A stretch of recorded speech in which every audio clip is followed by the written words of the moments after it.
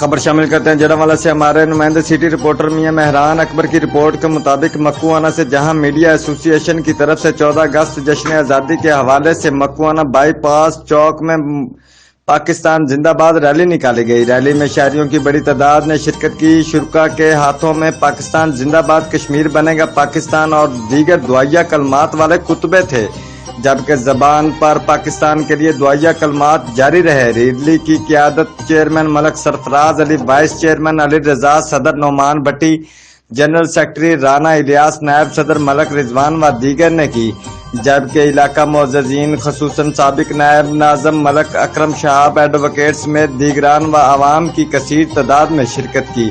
آخر پر بائی پاس چوک میں ملک پاکستان اور پاکستانی افواج کے لیے خصوصی دعائیں کی گئیں۔ یاد رہے کہ ملک بھر کی طرح مکوانہ میں بھی پاکستانی پرچموں کے ساتھ ساتھ کشمیری پرچم بھی زیادہ تعداد میں نظر آئے، جس سے ثابت ہوتا ہے کہ پاکستانی عوام کے دل بھی کشمیری عوام کے ساتھ دھڑکتے ہیں۔ Report Mian Mehran Akbar, city reporter, Geo Express News, جڑاوالا۔